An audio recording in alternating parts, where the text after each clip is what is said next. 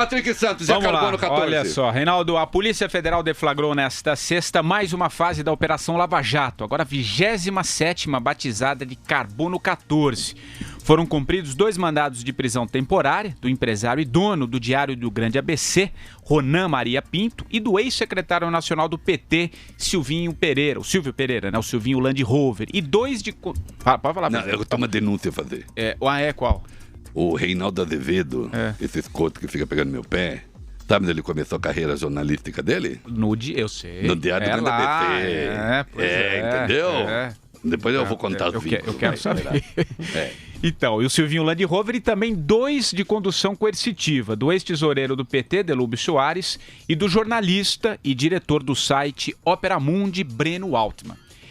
Coitadinho do Breno, meu amigo. Amigo do Disseu também, né? Amigo do Zé. Então, em paralelo, Reinaldo, também foram realizadas buscas em empresas controladas por Ronan, como a Expresso Nova Santo André, a DPN Eventos em Osasco e o Diário do Grande ABC. Ao todo, a Polícia Federal cumpriu 12 ordens judiciais. As medidas foram realizadas nos municípios paulistas de São Paulo, Carapicuíba, Osasco e Santo André. E tudo governado por nós. Olha, Osasco também era governado por nós até 10 dias atrás, mas o cara lá saiu, foi pro PDT.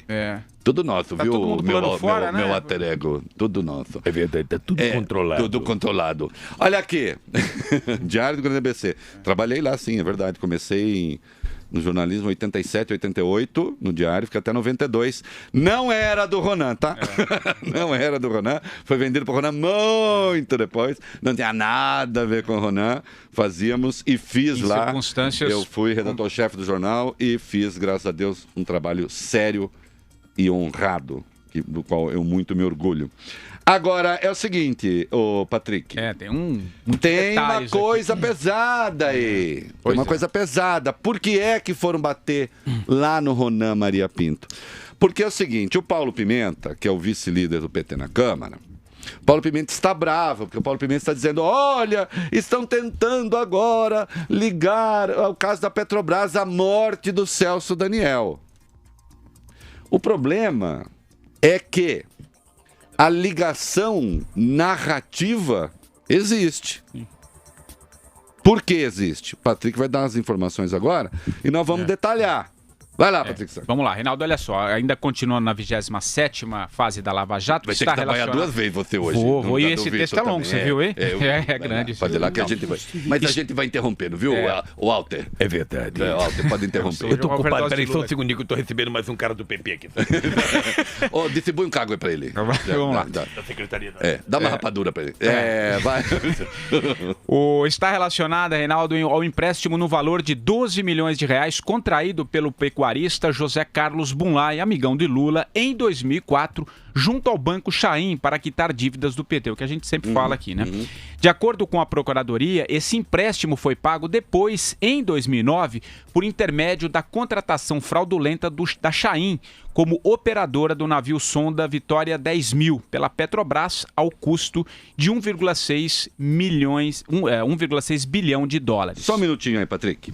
Então, querido, é o seguinte, para você se lembrar, refrescar a memória. O PT foi pegar um empréstimo com o Grupo Chaim, pegou 12 milhões.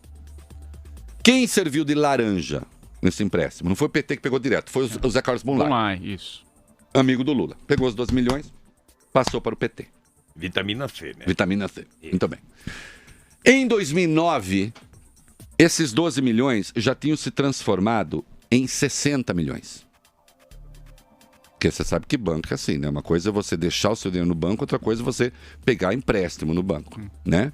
Você deixa lá, não rende nada, você continua pobre. Se você pegar um empréstimo, você pode perder o braço, não é isso? Eu já perdi o dedo, né? Perdeu o dedo, é isso. 60 milhões. O PT não pagou esse empréstimo. Mas? Não pagou. Aí se fez um acordo e o Grupo Chaim passou a ser o operador de um navio sonda da Petrobras. Contrato, 1,6 bilhão de dólares. E aí o dono do Grupo Chaim disse, não precisa mais pagar nada. Ou seja, quem pagou o empréstimo do PT? A Petrobras. Isso é conversa. Não! Quem confessa que foi assim é um dos donos do Grupo Chaim, o Salim Chaim. O Nestor Cerveró e o Fernando Baiano dizem que o Lula sabia de tudo e colaborou para fazer esse acordo. E Santo André com isso? Santo André com isso, metade desses 12 milhões foi para Santo André. Segundo o Ministério Público, para pagar uma chantagem que o Ronan, segundo o Ministério Público, e um grupo de empresários local fazia com o Lula e com o Gilberto Carvalho. Ou vocês me dão 6 milhões, ou eu relaciono vocês à morte do Celso Daniel, assassinado em 18 de janeiro de 2002. Refresco a memória de vocês. Segundo o Ministério Público Estadual que investiga, o Celso Daniel foi assassinado numa tramóia de petistas locais para esconder um esquema de desvio de dinheiro. Na prefeitura. Na prefeitura. Mas como esconder esquema de desvio? A tese é, estaria havendo um desvio do desvio. O desvio para o partido... Desvio para o partido, esse o Celso conhecia. Só que um grupo ligado ao Celso estaria desviando dinheiro em proveito próprio. O Celso teria descoberto e tentado impedir. E segundo a tese do Ministério Público, foi assassinado. E segundo a acusação do Ministério Público, quem tramou o assassinato foi o Sérgio Sombra, que era seu amigo pessoal. Que jantou com ele jantou na noite anterior no Rubaiá. Aqui do lado? Aqui do lado. E aí nós vamos ver por que esse jantar acabou tendo importância. Eu já falo já. Vai, segue. Vamos lá. E a Operação Carbono 14 foi deflagrada a partir do depoimento da delação do, como você disse, do ex-diretor da estatal, Nestor Cerveró. Segundo ele, os 12 milhões que Bulay obteve no empréstimo junto ao Banco Chaim, 6 foram repassados a Ronan Maria Pinto, como você acabou de dizer. O próprio pecuarista confirmou a história. Conforme revelou a revista Veja, em 2012... Então, só um pouquinho, Patrick, de novo, querido. Atenção, querido ouvinte. O Bulay disse que o dinheiro foi para Santo André. O próprio amigo do Lula. O Bulay disse que o dinheiro foi para Santo André. O dono do Banco Chaim disse que o empréstimo era para o Bulay, não era para o PT, e que o empréstimo não foi pago. Hã? Não é coisa da oposição. Não é coisa do Reinaldo Azevedo. Não. Não, é coisa do partido deles lá. Do meu amigo Bulay. Tô chateado. Companheiro.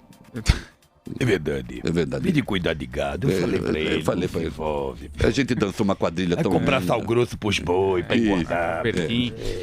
Vamos lá. Então, conforme revelou a revista Veja em 2012, esses 6 milhões de reais foram uma espécie de cala-boca para Ronan, que teria pedido a quantia para não contar o que sabia sobre o Caixa 2 do diretório local do PT e a suposta relação de Lula e do ex-ministro Gilberto Carvalho na morte do ex-prefeito de Santo André, Celso Daniel. A versão apresentada pela revista foi relatada pelo publicitário e operador do mensalão Marcos Valério em depoimento à Procuradoria-Geral da República naquele ano.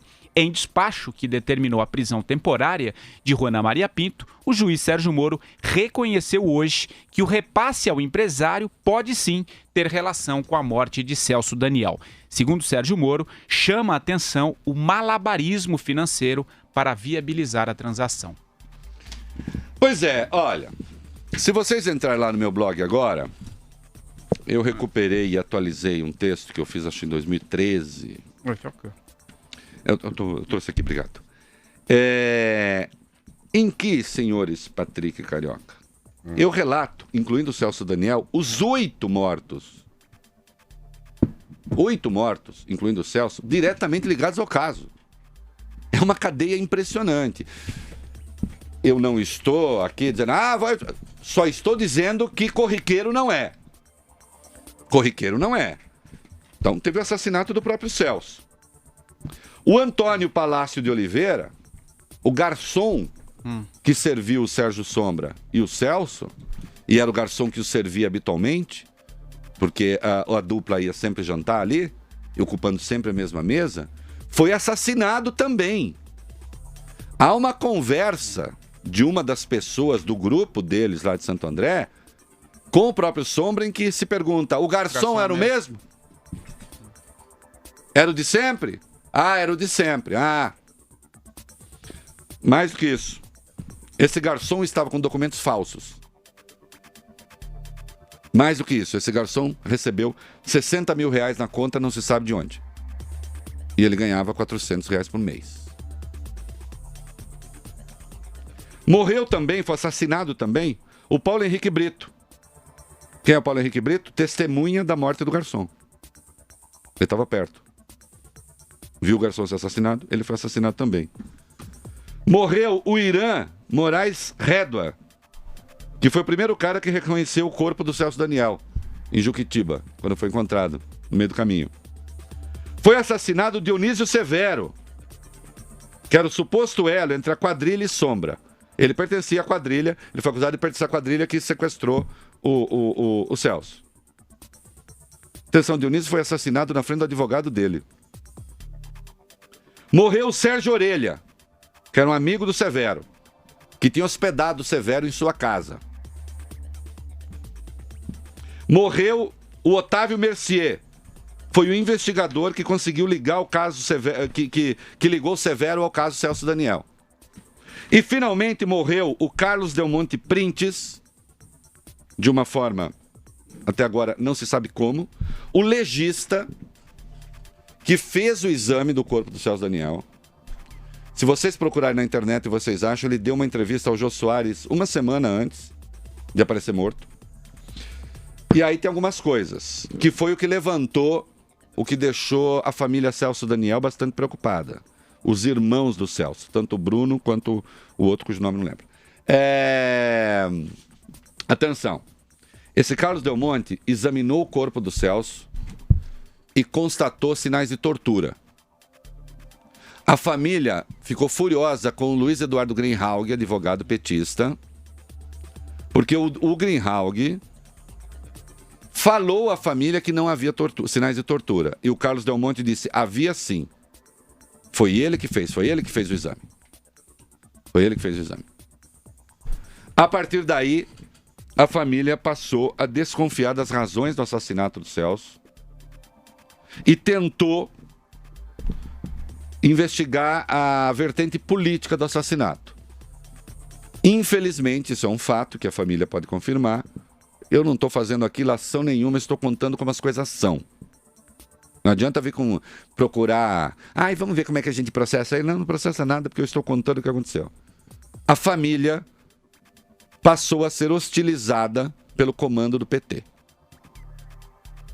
O Bruno Daniel era militante petista. A mulher do Bruno Daniel, Marilena Nakano, era militante petista. Aliás, a Marilena Nakano pertencia ao mesmo grupo de esquerda do Celso Daniel. Eu conheço a história. O MEP, Movimento de Emancipação do Proletariado. Os dois tiveram de mudar do Brasil, se exilar na França, dadas as ameaças de morte, depois que botaram a boca no trombone e disseram que não acreditam na hipótese de crime comum. Vamos ver onde chega essa investigação. Uma coisa me parece óbvia. Se você está sendo chantageado por alguém e você não tem culpa no cartório, a melhor coisa a fazer é chamar a polícia e não pagar resgate, e não pagar o valor da chantagem, da extorsão. Certo? Você está sendo extorquido? Está sendo ameaçado?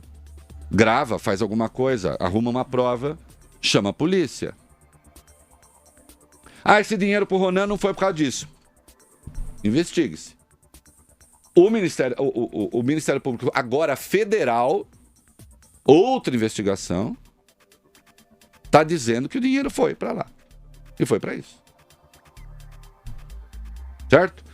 Vamos falar um pouco de Silvinho? Vamos lá, Reinaldo, tem mais aqui sobre o Silvinho Land Rover. De acordo com a Lava Jato, o ex-secretário petista recebeu algo em torno de R$500 mil das empreiteiras OS e UTC na conta bancária de uma de suas empresas. Outros envolvidos no esquema de corrupção da Petrobras, o empresário Augusto Mendonça, da Cetal, e o consultor Júlio Camargo também fizeram transferência à DNP, empresa de Silvinho.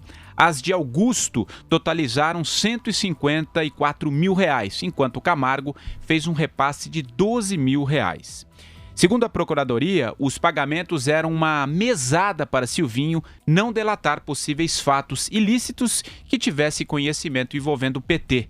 As informações sobre a mesada foram obtidas pelo Ministério Público Federal na quebra de sigilo das empresas e apresentadas ao juiz Sérgio Moro para pedir a prisão preventiva do ex-secretário. Moro, por enquanto, só deferiu a prisão temporária. É por esse, Silvinho. Silvinho era secretário-geral do PT à época do Mensalão. Ganhou uma Land Rover, né? Tava meio sumido. Modelo 2001. LSO HDSV. Super confortável. Muito boa, motor, né? 2.3, 16 válvulas. Olha, o Silvinho, ninguém confiava. As pessoas, ainda hoje, eles têm um puta medo do Silvinho. Eles acham que o Silvinho e diz que a prisão treme na dele base. Aí tá treme mexendo na base. Com a base. Eles consideram o Silvinho um fio desencapado. Né? Então tem um baita medo. Tanto é que o Silvinho, ele saiu do PT, ele foi o único petista do topo que saiu do partido mesmo. É Dilcildista. O Delúbio saiu, mas voltou. Mas o Delúbio era um cara de partido. Agora ele era um cara de partido. Agora o Silvinho meio... Ali... É frouxo. É frouxo, companheiro. Do tempo carrega. Não é nordestino, não comeu carne de sol. Agora, atenção, não tem aquele coisa de caçumba. Mandioca, farinha na infância. Agora, deixa eu dizer uma coisa. Mais estranho do que tudo... Foi o que aconteceu hoje. Né? Agora, mais uma coisa estranha... A quantidade de estranhezas quando envolve Celso Daniel é um negócio brutal. Quer ver? Quer ver? Vocês já sabem, mas vamos chamar atenção. O escritório da ex-contadora de Alberto Youssef, Meire Posa, foi atingido por um incêndio, Reinaldo, na noite desta quinta-feira. Seu local de trabalho fica na Avenida Santo Amaro, bairro do Itaim Bibi, zona sul de São Paulo. Pelo menos 5 salas comerciais foram atingidas pelo incêndio e o teto do prédio desabou. Em entrevista à Jovem Pan, Meire Posa disse acreditar que o incidente pode ter sido algum tipo de retaliação por ela ter apresentado documentos contra corruptos e corruptores que atuaram no escândalo do Petrolão. Para um pouquinho. Agora uma pergunta. Alguma relação dela com o caso Celso Daniel? Diga. Né? Diga. Não, em junho de 2014. Em junho de 2014, ela entregou um contrato de empréstimo com os detalhes do repasse de cerca de 6 milhões de reais ao empresário Ronan Maria Pinto, preso na Lava Jato, que é o que a gente estava falando aqui, que é a metade dos 12 milhões. Entendeu? Tá tudo amarrado. Vamos fazer Companheiro, vamos fazer o chamado silêncio eloquente. Ela repassou. Temos que avaliar os e o autos, escritório. Perceber. Ministro Marco Aurélio, você não nota nada de estranho nisso? Não posso opinar, porque fora dos autos eu preciso avalizar todas as questões pela ordem, porque as provas estão aí, agora eu preciso das testemunhas, mas mataram todas, então é meio difícil de um processo desse, né, terminar o seu prazo. Então o senhor inocenta todo mundo? Eu acho que a princípio temos que avaliar melhor, senão pode recorrer também. Né? Agora, Reinaldo, não é o caso também do Marcos Valério prestar um novo depoimento a partir do... Porque nessa entrevista em 2012 que ele fala pra Veja ficou muito claro, né? Mas agora com esses fatos de novo, você não acha que... eu acho que eles vão ter que necessariamente voltar recuperar o depoimento. Lembrar que ele tá preso, né? E tem uma coisa estranha aí, porque quando o Marcos Valério estava disposto a contar essas coisas, ele tentou um acordo de delação premiada. E por alguma razão o Ministério Público não quis fazer. E agora, as coisas que ele falou estão começando a aparecer. Né? Então, vai ter que recuperar isso. Aliás, e eu já disse, né, o deputado Paulo Pimenta ficou bravo. Como podem tentar ligar? Tá ligado, meu filho. Tá ligado.